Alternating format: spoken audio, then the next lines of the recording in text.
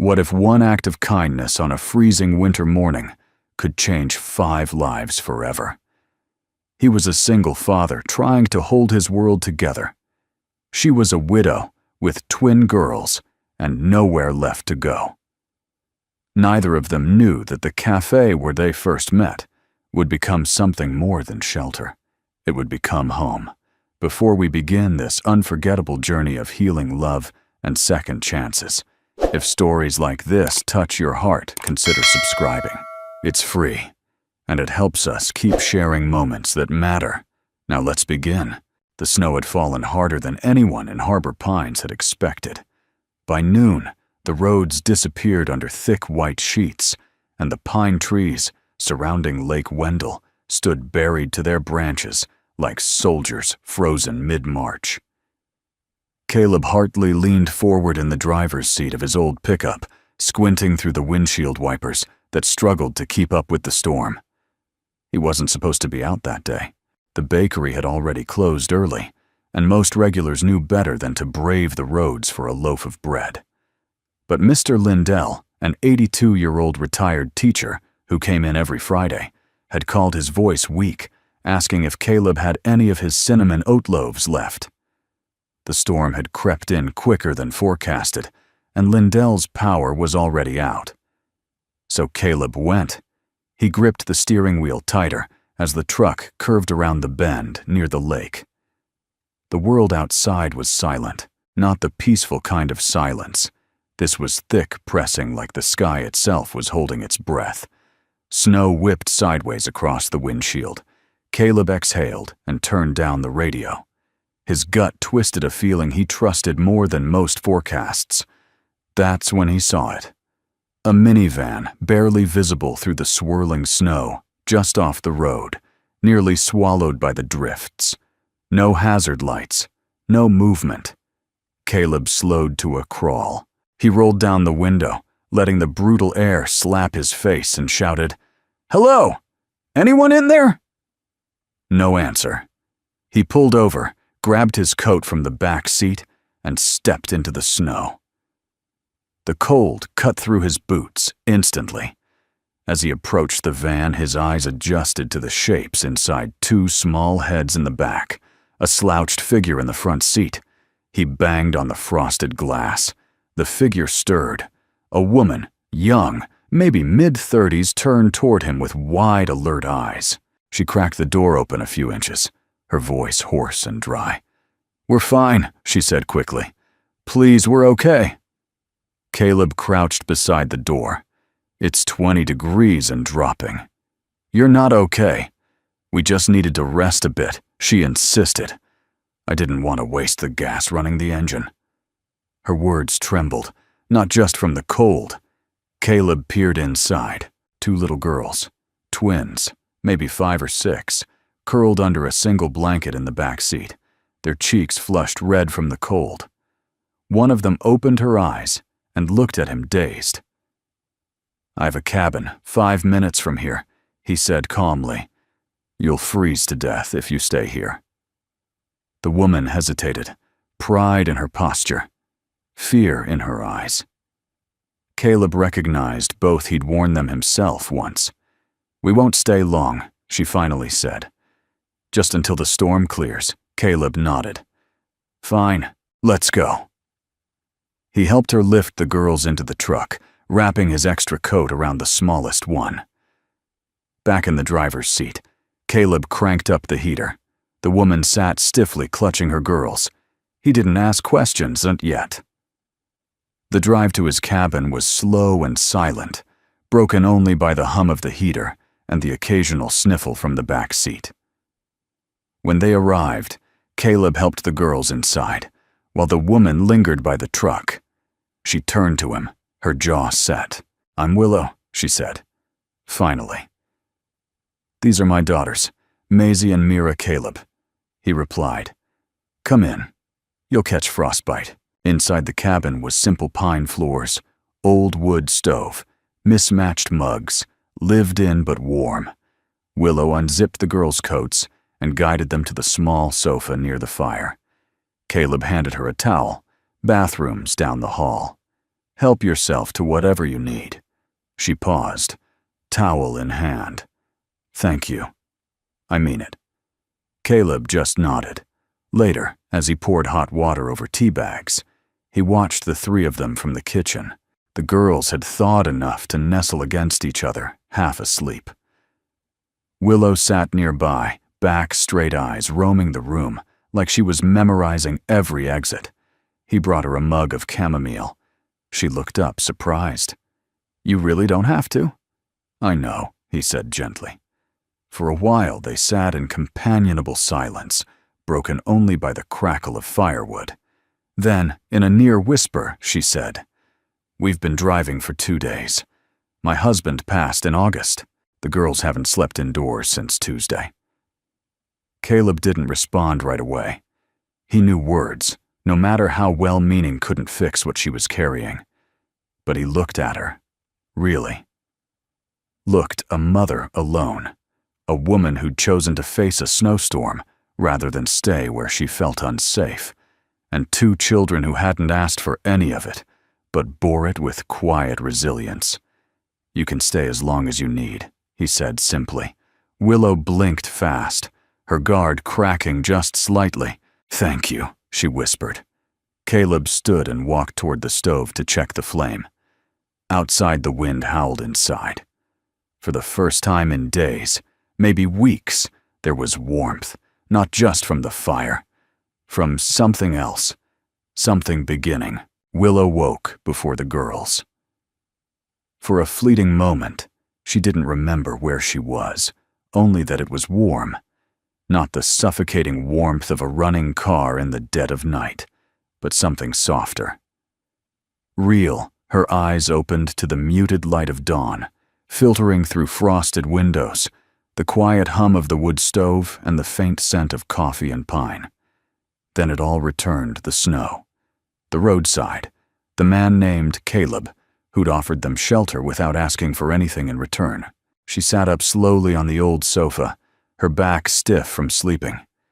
Curled around her daughters, Maisie and Mira were still fast asleep, tangled together beneath a thick fleece blanket, their cheeks a soft pink. Willow brushed a strand of hair from Mira's face, then rose to her feet, as silently as she could. The kitchen was simple but tidy. A kettle rested on the stove, and next to it a ceramic mug with a folded note inside. Went to deliver the rest of the bread. Back soon. Make yourself at home.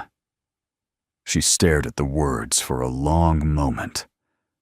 Home, it wasn't just a place. It was a word that used to belong to her, to mark her late husband, to the house they'd built room by room with their own hands. But that house was gone now. Sold to cover the debts Mark had never told her about before he got sick. What remained was in that minivan parked outside, 2 little girls and a suitcase of winter clothes donated by strangers. Willow moved on instinct. She folded the blankets, tidied the sofa, and wiped down the table. Her hands needed something to do, needed to prove she wasn't just someone to be pitied. In the corner, she spotted a small crate of potatoes and a carton of eggs in the fridge. There was butter, a bit of shredded cheddar, and some herbs on the windowsill frozen in tiny glass jars. She rolled up her sleeves and got to work, peeling, chopping, stirring. The rhythm calmed her. By the time Caleb returned, the kitchen was filled with the warm smell of roasted potatoes, melted cheese, and browned butter. He stepped inside, stomping snow from his boots, arms full of paper bags. He paused mid-step, eyebrows lifting. "You didn't have to do that," he said. Willow wiped her hands on a dish towel. I didn't know how else to say. "Thank you." Caleb set the bags down and shrugged off his coat. "You could have just rested." "I did," she said. "Now I'm returning the favor." They sat at the small pine table, 2 steaming plates between them. The twins were still curled up on the couch, their breathing slow. And even, Caleb took a bite. Then another. He nodded, impressed. "This is actually really good." Willow smirked faintly. "I have a habit of making stretch meals." Learn to feed 3 people on what most folks would call scraps. He looked at her, then not just at her face, but with real curiosity. Where'd you learn to do all that in the snow? The makeshift shelter, rationing heat. You were calm out there. I used to teach outdoor survival skills, back when I was younger, before life shifted. That explains it, he said. You had that look, like you weren't going to let anything beat you. Willow looked away, her gaze dropping to her plate. That's the thing about having kids. You don't get to give up. Not even when you want to. There was a quiet moment after that. Not uncomfortable, just full of weight. Neither of them felt ready to unpack. Later that afternoon, Caleb offered her something unexpected. I've got a little cafe down by the lake, he said. It's not fancy, but the regulars are loyal. If you want, I could use a hand in the kitchen. I can't pay much. But there's a room upstairs. Warm, private. You and the girls would be more comfortable than here. Willow hesitated. Pride rose like a tide. But so did something else. Gratitude, the kind that didn't feel like charity when paired with purpose. You'd really trust a stranger in your kitchen? I saw how you cooked potatoes, Caleb said. You're no stranger anymore, she laughed, and the sound surprised them both. That night, as she tucked Maisie and Mira into the fold-out bed in the loft above the cafe, Willow stood by the window and looked out at the snow-covered lake. She watched Caleb below, wiping down tables in the empty dining room. He moved like someone who'd built his life, piece by piece, quietly, steadily, just like she used to before everything fell apart. Maisie's voice broke the stillness behind her. Mommy. Are we staying here now? Willow turned and climbed into bed between her daughters. She pulled the covers up to their chins. We'll stay for a while, she said softly, until we're strong enough to build something new. She didn't know how long that would take, but for the first time in months, she wasn't afraid of the waiting. Hope, she realized, didn't always come in bright colors or loud declarations. Sometimes, it arrived with the smell of roasted potatoes and a handwritten note that simply said, "Make yourself at home." Caleb wasn't used to anyone else being in his kitchen. The back of the cafe was his sanctuary, simple, quiet, and predictable. Every pan had its place, every routine carved by years of solitary rhythm. The stove ticked as it heated the worn tile, hummed beneath his boots, and the gentle creak of the back door reminded him of time passing without saying a word. But now, things had changed. Willow moved through the space like she belonged there, not in a way that took over, but in a way that added warmth without asking permission. She worked in silence most mornings, sleeves rolled, hair tied back, eyes focused on the task.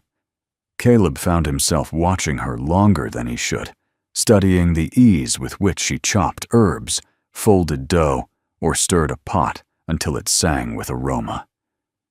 Her presence didn't disrupt the cafe's flow, it enhanced it. She introduced a soup that first week, nothing fancy, just potatoes, carrots, leeks, and cream.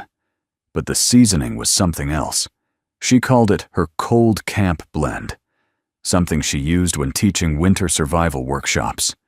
It had thyme garlic, a touch of smoked paprika, and something she wouldn't name. When Caleb asked what the mystery was, she just smiled and said, "Hope, that's the ingredient." The customers noticed immediately. By midweek, the cafe buzzed louder than usual. Regulars asked about that smell, and when Caleb nodded toward the kitchen, they leaned in and waved through the open doorway. Willow's cheeks flushed with embarrassment the first few times, but she accepted each compliment with grace. One woman, Mrs. Whitaker, a retired librarian, called it the kind of soup that makes you remember your grandmother's kitchen and forget your arthritis. They called it snow day soup, and it sold out before noon every single day. Willow worked for more than just a paycheck.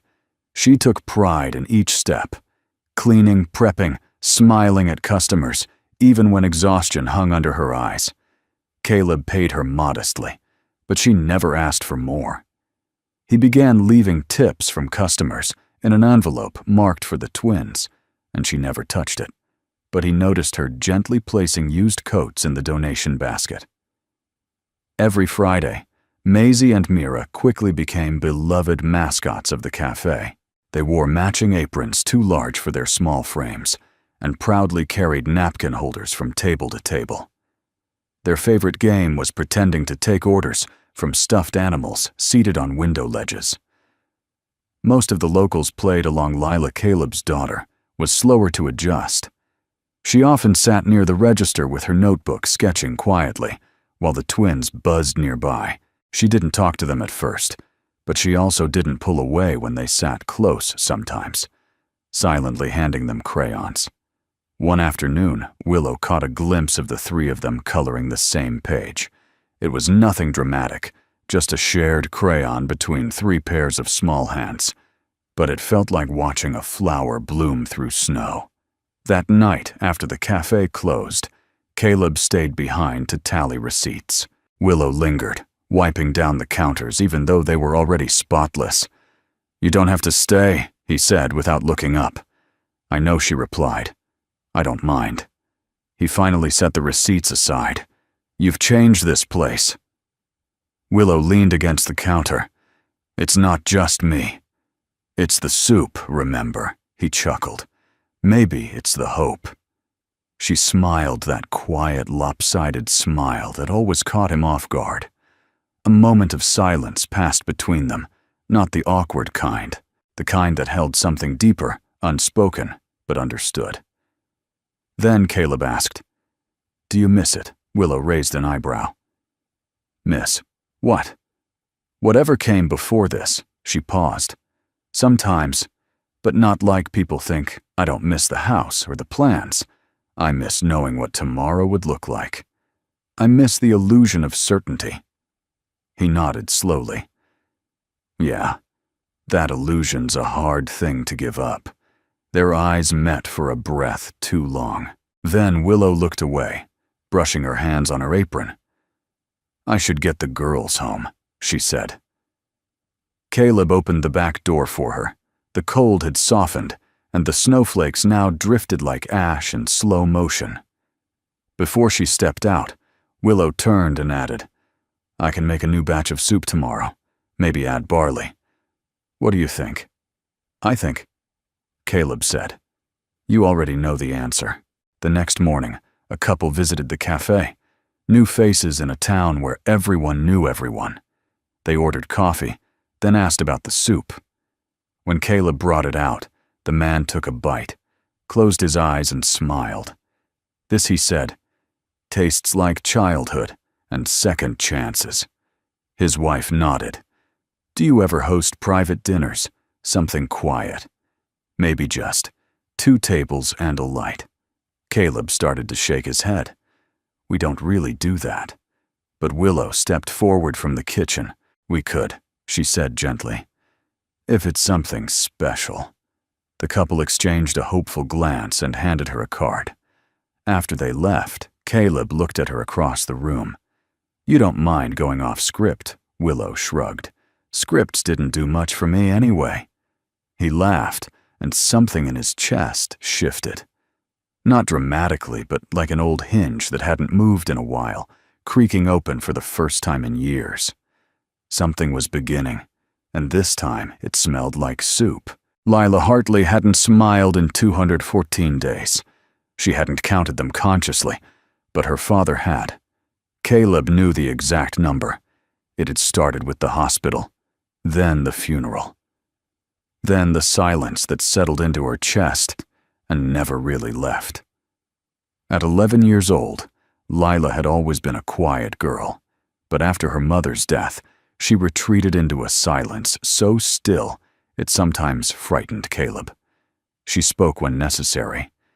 Yes, no, please, but never anything more. And she certainly didn't laugh. Not anymore.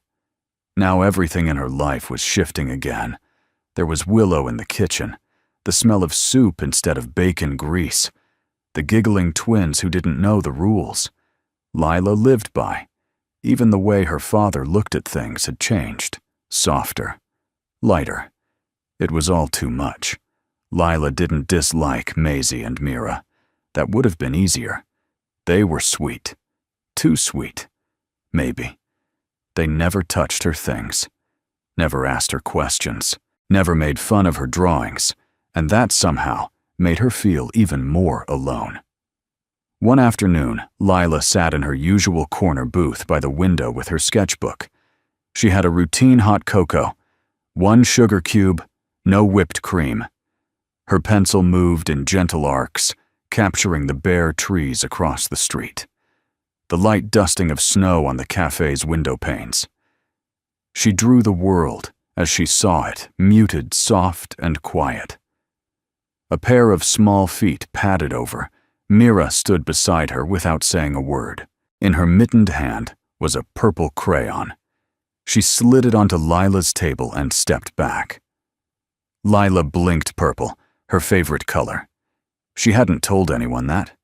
She looked up, and Mira offered a tiny smile, nothing more than a twitch of lips, then returned to her seat like nothing had happened. Lila picked up the crayon. Her fingers hovered.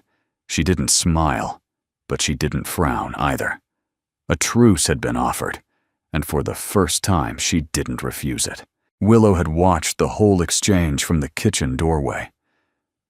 She didn't say anything, didn't call it out or celebrate it. She knew the value of small things, especially the ones that came from silence.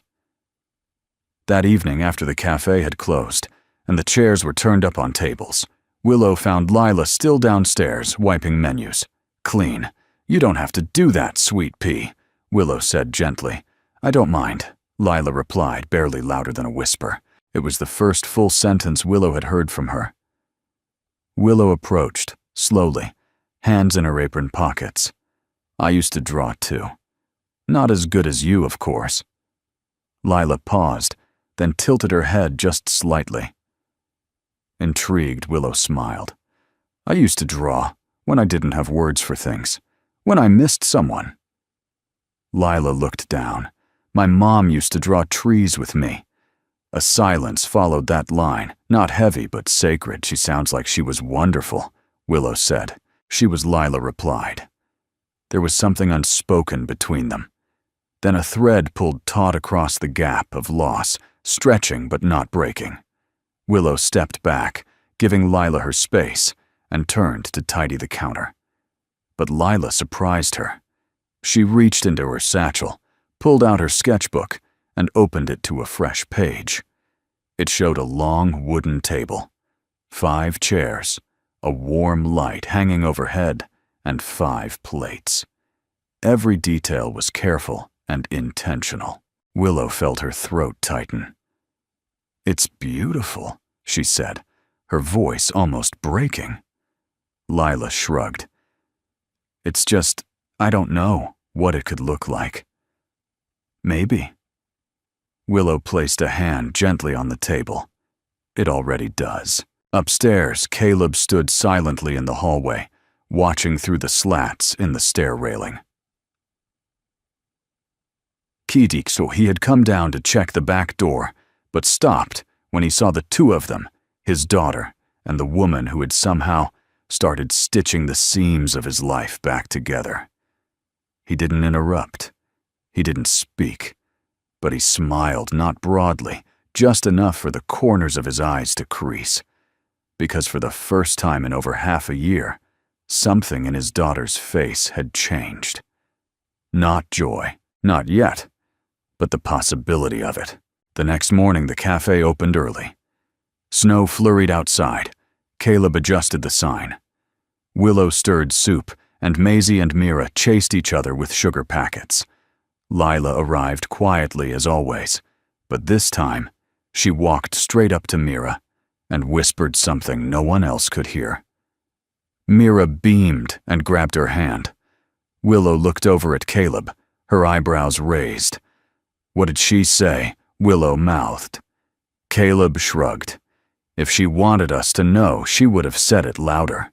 They both laughed, soft and surprised, like something unfamiliar, but welcome. And at the corner booth by the window, 3 little girls huddled around a coloring book. A new drawing had begun. The morning air inside the cafe was scented with cinnamon butter and something else possibility. It had snowed the night before, but now the sky hovered in that soft gray space between storm and sunshine. Caleb unlocked the front door just after 6, the bell chiming like it always did. He hung his coat, turned on the lights, and began kneading dough like muscle memory. It was his rhythm. His comfort. Willow joined him moments later, wearing an apron and a quiet smile. She'd started showing up earlier these days, not because she had to, but because she wanted to. There was peace in the hour before the world woke. In her hands, she carried a basket wrapped in parchment paper. "What's this?" Caleb asked, raising an eyebrow. Willow set it on the counter and unwrapped it with care. Inside were frozen berries, deep red, rich purple tiny treasures preserved from autumn. "For a day like today, I picked them last fall," she said. Didn't know what for at the time. Thought maybe for jam, or to barter if we ever ran low on groceries.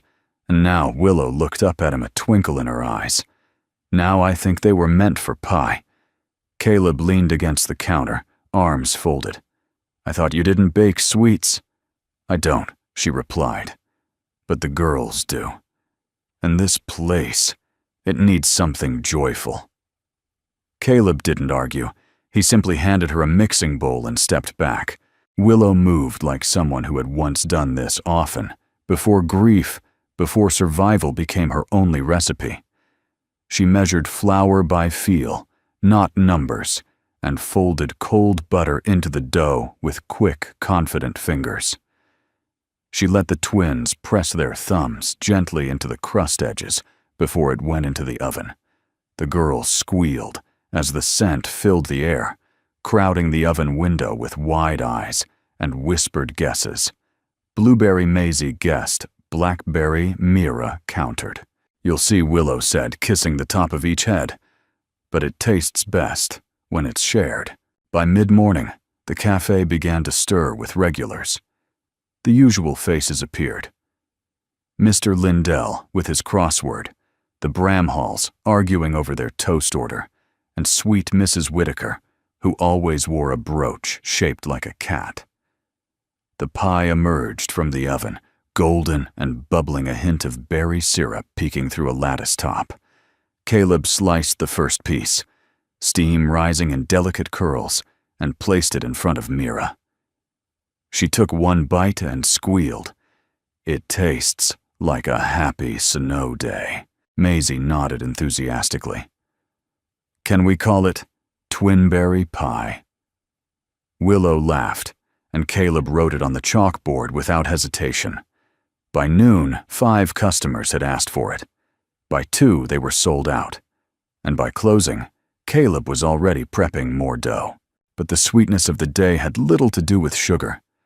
Lila sat by the window, as she always did, sketching the cafe's interior, the counter, the stools, the girls at play. Her pencil was light, but her focus was steady. She'd grown used to the quiet bustle, to the soft hum of Willow's singing when she thought no one was listening, to the way her father now smiled without realizing it. Maisie and Mira tiptoed over with sticky fingers and berry-stained cheeks. "Want to help with the next one?" Mira asked. Shyly, Lila blinked. Maisie held out a tiny apron. It was too small, meant for a doll, but the gesture was unmistakable. For a moment, no one breathed. Then Lila stood, took the apron, and tied it around her waist with clumsy fingers. She walked with them to the kitchen and reached for a spoon. She didn't speak, but when Caleb turned around to say something, he froze. Lila was laughing. Not loudly. Not long, but it was unmistakable. A soft, melodic laugh that fluttered out like a bird from an open cage. Caleb dropped the dish rag. His hand went to his mouth, His eyes stung with sudden tears.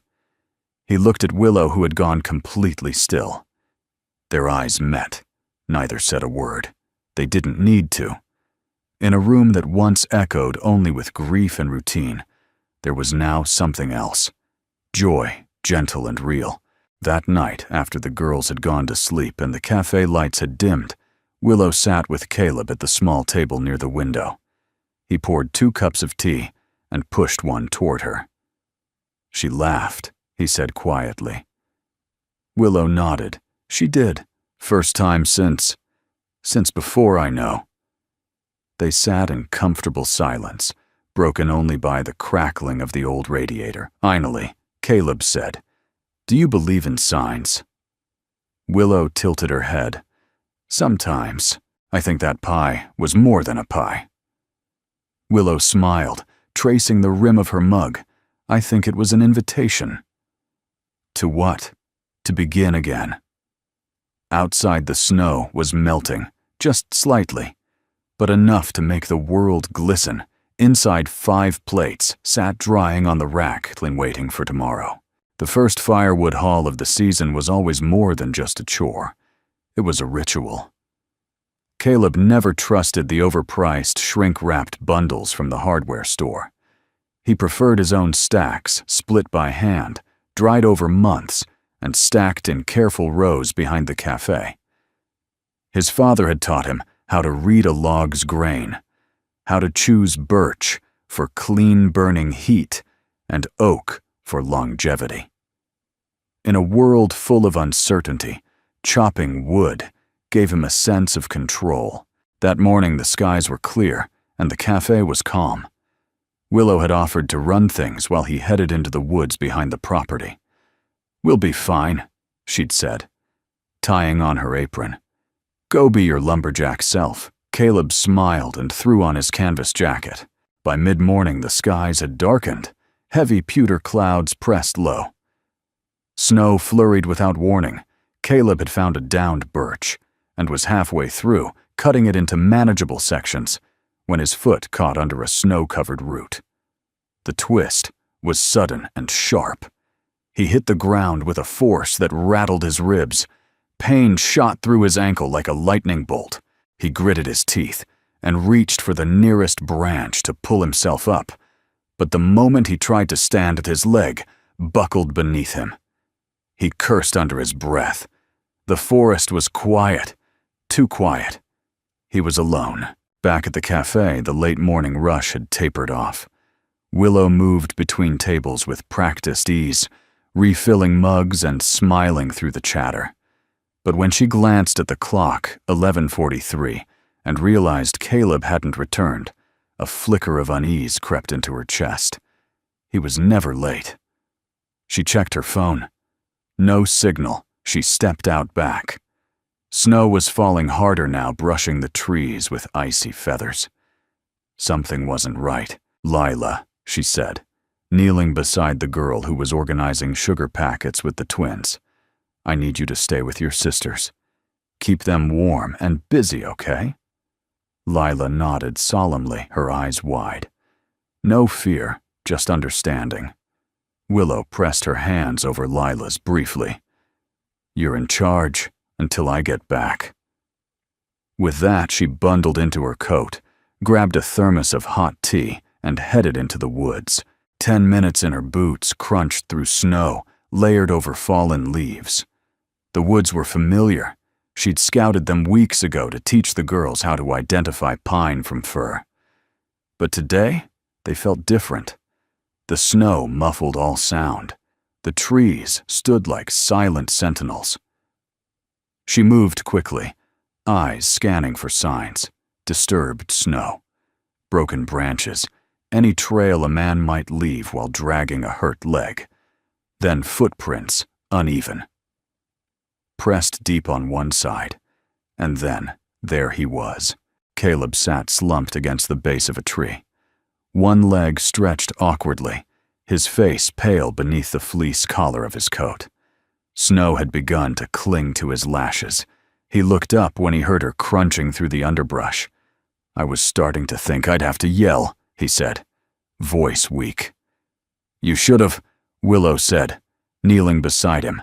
But lucky for you, you're predictable. He smirked faintly. Birch is always first. Willow opened the thermos and handed it to him. Then she tore a strip from her scarf, checking the swelling on his ankle with quick, capable hands. You're lucky it's not broken clean through. I've had worse, I doubt it, she muttered. With a makeshift sling and a branch for support, she helped him up. He leaned heavily on her, wincing with every step. But she didn't slow. Her pace was steady, her breath even. You've done this before, he said between gasps. She glanced at him. First rule of survival. Know how to carry someone twice your size. You think I'm twice your size. Your ego, definitely. Caleb laughed through the pain, and for the first time in an hour, the air didn't feel quite so cold. When they reached the cafe, the closed sign hung crooked on the door. Inside, the smell of rosemary and fresh bread lingered. The girls were huddled in the booth nearest the heater, coloring quietly. Lila stood up the moment they entered and rushed to help. Willow eased Caleb onto the sofa and knelt to remove his boot. Lila brought a blanket. Maisie followed with a mug of tea. Mira held up a drawing, a tree with a heart carved into it, and 5 stick figures beneath. You're not allowed to fall again, she whispered, handing it to him. Caleb looked at her, then at Willow, then at his daughter, who stood silently beside him, hand resting on his shoulder. He'd spent months, years being the one who held everything together, the one who fixed things, fetched things, stayed strong for others. And now here he was, cold hurting, carried through the snow by a woman who barely knew him, comforted by children who weren't his, by blood, but had wrapped themselves around his heart anyway. I'm okay, he said more to himself than to them. Willow sat beside him, her expression gentle. You don't always have to be. He closed his eyes, let himself rest. Later that night, long after the girls had gone to bed, and Willow had returned from cleaning the kitchen, Caleb was still awake. He stared at the drawing Mira had left on the end table, though. The tree. The heart. 5 figures beneath it. He wasn't sure when it had happened. When he'd stopped dreading the silence in his home. When he'd started hoping morning would bring more than just habit. But tonight, beneath the quilt, with the scent of soup still lingering in the air and the echo of Willow's firm voice in his mind, he realized he no longer felt alone. And maybe it was time to stop surviving and start living again. Snow still clung stubbornly to the cafe's windowsills, but inside, everything felt lighter. The firewood was stacked high now, the heat steady. Caleb's limp had softened into something almost undetectable, and the scar on his ankle had become a quiet reminder, not of weakness, but of being found. Willow had become more than just a helper. She was the pulse of the cafe now. Customers asked for her by name. They smiled differently when she approached their tables, more familiar, more at ease. Mrs. Whitaker brought her a basket of herbal teas. For the sore days, Mr. Lindell began saving the crossword for her to solve over break. Even the mailman, who never spoke more than 3 words to anyone, left a snow globe on the counter with a tag that simply read, "For the twins." Maisie and Mira had all but adopted the place as their kingdom. Every morning they ran to their favorite table window side, just enough sunlight, and laid out their crayons and menus like royalty preparing for court. And Lila, once ghost-like, and still now laughed regularly. Her sketches now included more than bare trees and lonely skies. They showed tables, warm lights, people seated side by side. Family. Caleb watched it all and felt something like awe. The cafe no longer felt like a place he worked to keep open. It felt like a place that was opening him. Then, on a Thursday afternoon, everything shifted again. A young couple walked in around 2:30 long after the lunch crowd had thinned. Caleb recognized them. They'd reserved the cafe a few weeks prior for a private dinner Willow had orchestrated. They raved about it again. The warmth, the intimacy, the feeling like we weren't just fed, but nourished. Then came the idea. What if you did this regularly? Once a month, candlelit dinners, seasonal menus, just a few tables.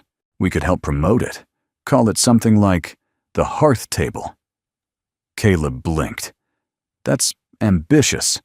Willow smiled beside him, hand still dusted in flour. It's beautiful.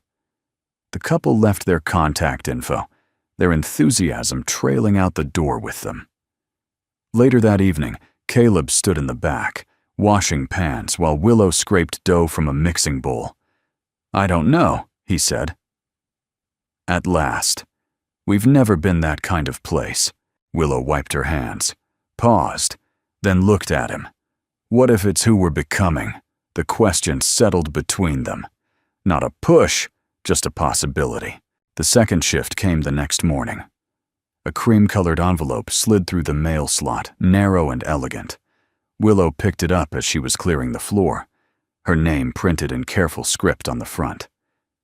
She stared at it for several seconds, then opened it. Caleb, flipping chairs nearby, didn't notice at first, but when he looked up, she was still standing by the door letter in hand, unreadable expression on her face. She folded it, slowly, tucked it into her apron pocket and resumed sweeping. But she didn't hum that day. At dinner, she barely touched her soup. She smiled when the twins told stories, but didn't laugh. And when Lila brought her a sketch of the day's pie, a cherry crumble with crooked hearts on top. Willow kissed her forehead and excused herself, then early, Caleb watched her disappear up the stairs, something tight winding in his chest. He wanted to ask. He didn't. Not yet. The next few days moved slower. Not worse, just quieter. Willow kept working, but with a touch less sparkle. She seemed distracted, as if her hands knew what to do, but her heart wasn't quite in the room. On Sunday night after closing, Caleb made hot cider for both of them and set the mugs down on the kitchen table. She hesitated, then sat. "The letter," he said gently. "Bad news." Willow stared into the steam for a long moment. Then she spoke. "It's an offer." Caleb waited. "A nonprofit," she said. Finally. "They work with wilderness education programs, train women to teach survival skills to at-risk youth. I'd applied for it a long time ago, before I even met you. Honestly, I forgot about it." She took a breath. "They want me to start in 3 weeks. Housing a stipend. It's up north. 4 hours from here." Silence settled between them like snowfall. Caleb reached for his mug, fingers curling tightly around the handle. "And you're going?" Willow didn't answer right away. "I don't know," she said quietly. "It's everything I thought I wanted." Another pause.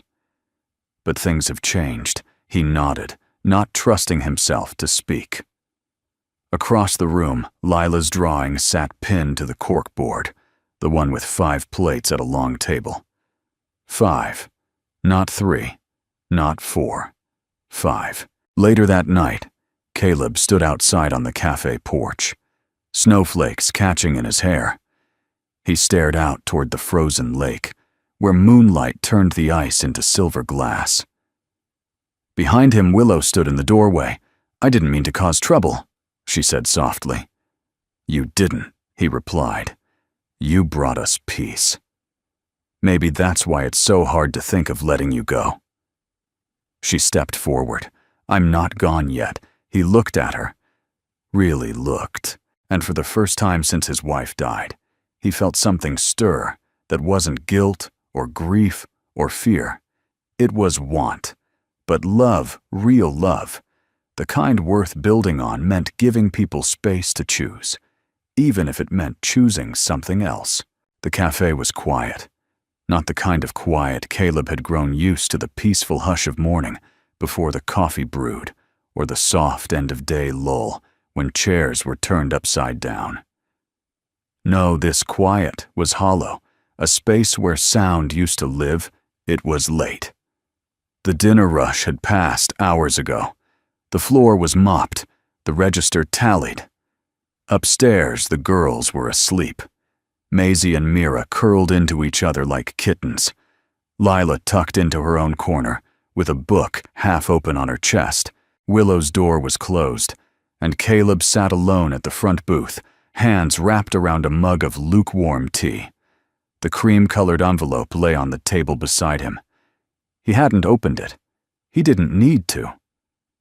Willow had already told him everything: the non-profit, the offer, the new beginning waiting 4 hours north, 3 weeks, just 3 weeks until the girls' laughter might vanish from these walls, until the kitchen would hum with one less voice, until the quiet he once craved might return. Not as peace, but as absence. He wasn't angry. He wasn't even surprised. He was just tired. Tired of getting close. Tired of beginnings that came with expiration dates. Tired of holding the edges of something beautiful and not knowing how to keep it from slipping through. He stood and wandered toward the kitchen. On the counter sat 5 mismatched plates washed, dried, and left to air overnight. He stared at them for a long moment. They'd become a kind of ritual. 5 places set for dinner, 5 bowls of soup, 5 forks. Even when one of the girls didn't finish her carrots, or Lila pushed her peas to the side, the act of setting the table for 5 had become sacred. Now he wondered how it would feel to set it for 3 again. Would Lila withdraw, retreat back into her wordless sketches? Would the house feel cold again? Would he?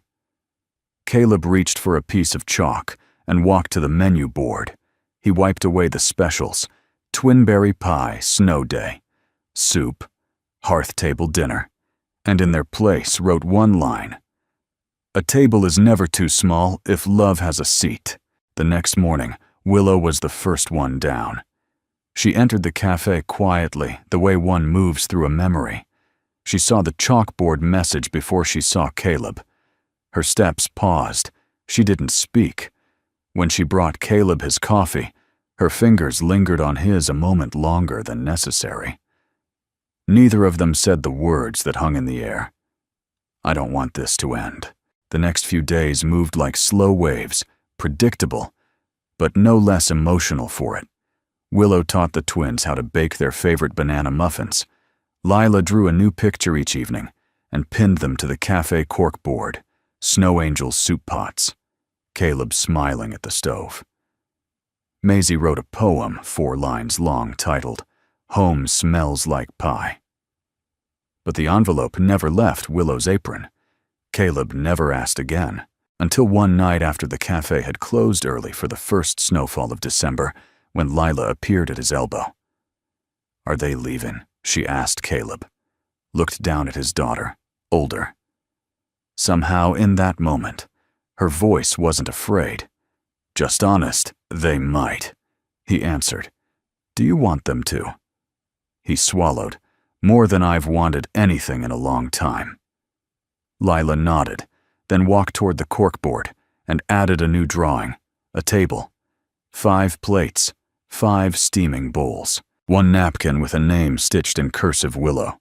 The next day, Caleb found Willow on the porch, brushing snow off the railing. "Lila asked if you were leaving," he said. Willow stared out over the white field. "What did you tell her?" "I told her the truth." She turned to face him. "And what's that?"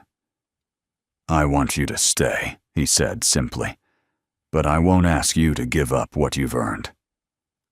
Willow looked at him, really looked. His eyes were steady.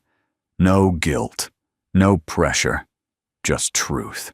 "I applied for that job before I believed in anything." "Again," she said. "Before the cafe, before Lila, before you." A long silence. "Do you believe now?" Caleb asked. Willow smiled. "I do." He stepped forward just close enough that their hands almost touched. "I don't know what we are," he said. or what we're becoming. But I know this cafe doesn't sound right without your voice in it. I know the table feels empty without the girls. And I know no matter what decision you make, I'll set 5 plates anyway." Willow's eyes filled, not with sorrow but with awe. "You really would, wouldn't you?" "I already do." That evening, Willow didn't go upstairs right away. Instead, she brought down the envelope. She held it for a moment, then slid it across the counter. Caleb watched as she opened it again. Read the first line. Then, with hands that no longer shook, she tore it neatly in half. The sound was soft, but in the cafe, it echoed like a bell. The hearth table was born on a cold night in mid-December. Outside, snow twirled lazily through the street lamps, like bits of lace shaken from the sky. The town of Harbor Pines had gone quiet for the evening, but inside the cafe, the air buzzed gently with something else expectation. 6 tables had been carefully arranged in a soft semicircle, each glowing under flickering candlelight. No tablecloths, just the worn, beautiful wood, left bare, polished until it gleamed. Each table was set with mismatched plates, linen napkins folded imperfectly by small hands, and handwritten menus decorated with doodles. From Maisie and Mira centerpieces were made from mason jars filled with pine branches, sprigs of rosemary, floating cranberries, and slices of dried orange. Willow had spent the afternoon preparing them with the girls. Lila wrote the welcome note that stood at the front entrance. It read in tidy script, "Tonight we eat like family. Welcome to the hearth table. 12 seats, 12 guests. All local, all curious. The idea had started as a whisper, one private dinner for 2 strangers, and now it had become something more, a gathering, a ritual. At 6:00 p.m., the door opened, and the first couple stepped in, retired teachers who'd heard about the night through their grandson. Behind them came Mrs. Whitaker, wrapped in a deep green shawl. Then came a young couple who'd just moved into town, a widower who hadn't eaten dinner out in over a year, and 2 sisters who hadn't spoken for months, but arrived tonight side by side. Caleb stood behind the counter, his apron freshly pressed. He'd even combed his hair, much to Mira's delight. Willow moved through the room like she belonged to it, offering cider with quiet grace, refilling glasses, adjusting forks just so. The menu was simple but full of intention. Roasted squash soup with nutmeg and creme fraiche. Warm braided bread with rosemary butter. Apple-stuffed baked chicken served with glazed carrots and wild rice. Twinberry pie with whipped cream dusted with cinnamon sugar. Every dish came with a story, told in Willow's voice as she emerged from the kitchen between courses. The soup, she explained, came from the coldest winter she ever camped through. The bread was Caleb's mother's recipe. The pie, well, the twins insisted on naming it, and the name had stuck like jam to toast. As the evening unfolded, something magical happened. Conversation sparked between strangers. A quiet widower raised his glass in a toast to his late wife, and was answered with gentle nods. A young woman confessed she'd been too scared to dine alone until tonight. The sisters, once estranged, shared a laugh over the soup being too peppery, then reached for each other's hands under the table. Lila, seated at the edge of the room, sketched quietly, capturing faces in half-light and the dance of candles across glasses. Caleb watched from the counter, hands still heartful. At one point, Willow brushed past him, placing a hand on his back as she carried another round of cider. She smiled, not for the guests, but for him, and in that moment, Caleb saw the future as clearly as the past, not as a list of chores or memories, but as a table that kept expanding always, with one more chair. Toward the end of the night, when the final slice of twinberry pie had been served, and the guests lingered with soft bellies and softer hearts, Caleb stepped into the center of the room. He cleared his throat and raised a glass. "Most of you know me," he began. "And if you don't, I'm the guy who used to run this place on black coffee and too little sleep." Laughter rolled through the room. He glanced at Willow. "And then someone came in and reminded me that there's more to living than getting by." He paused. "She brought warmth. She brought color. And if I'm being honest, she brought better soup." Louder laughter. Now Caleb waited. "I used to think family was something you were born into, something fixed. But it turns out sometimes family is something that finds you." In a snowstorm, or through a pie, or a purple crayon slid across a table, he looked around the room, then back at Willow, whose eyes glistened in the candlelight. "So tonight," he said, lifting his glass higher, "I want to toast the leftovers, what we think is behind us, or forgotten, or broken, because sometimes they become the miracle. And I want to toast this table because it's never too small, as long as love has a seat." The clinking of glasses echoed like bells in a chapel. It wasn't loud, but it was whole. After the guests had gone, and the room had returned to its nighttime hush, Caleb and Willow stood together, drying dishes in the soft light of the kitchen. "It worked," she said. He nodded, more than I ever thought it could. The girls were asleep upstairs. Lila had left her newest sketch on the counter, a candlelit table, 5 chairs, 1 pie. Caleb reached for her hand. This time, she didn't pull away. Christmas Eve arrived, not with sleigh bells or carolers, but with a hush. Harbor Pines was blanketed in soft snow, the kind that muffled sound and painted the streets like postcards. The sky hung low, cotton-colored, and the cafe, closed for the first time in years, glowed with golden light and the scent of cinnamon. Caleb woke before the others. He padded downstairs in thick socks and filled the kettle, watching the steam curl into the stillness. Outside the windows, the world looked clean. Inside it felt sacred. By 8 o'clock, laughter tumbled down the stairs like wind chimes in a breeze. Maisie and Mira rushed in first, already dressed in mismatched Christmas sweaters, one with a gingerbread man, the other with a lopsided reindeer. Lila followed behind them, holding a paper star she had crafted the night before. Willow came last, hair-tousled apron already on humming, something soft under her breath. They didn't speak much at first. The quiet wasn't awkward. It was reverent. Caleb retrieved a small box from under the counter, one he hadn't opened in years. Inside were tangled strings of lights and a handful of wooden ornaments his wife had once collected. He paused, fingers brushing over one, a little carved house with faded red shutters. Willow appeared beside him, hands gentle as she untangled the lights. "You okay?" she asked softly. He nodded, I think for the first time in a long time. "I really am." The tree stood in the corner of the cafe, not tall, not grand, but it shimmered with mismatched ornaments, paper snowflakes, and cookie cutters tied with twine.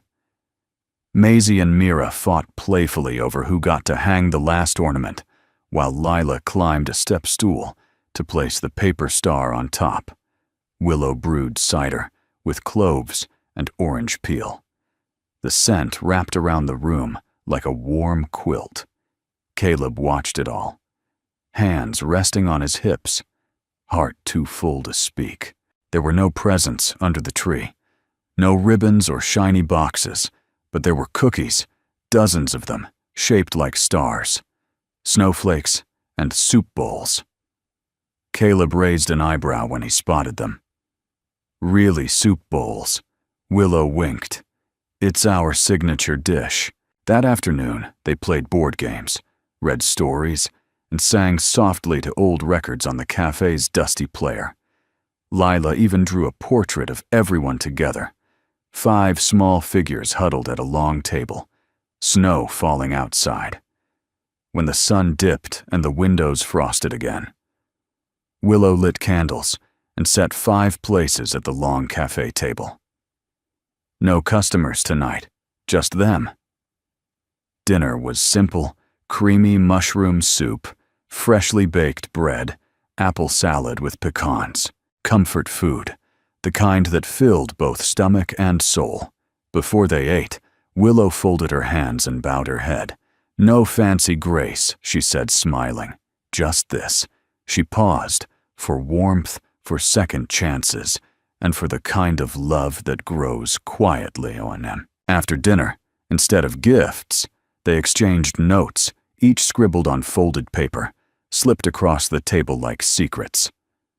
Mira handed Caleb a note that said, "Thank you for fixing our bed." Maisie's note to Lila read, "I want to draw like you when I'm big."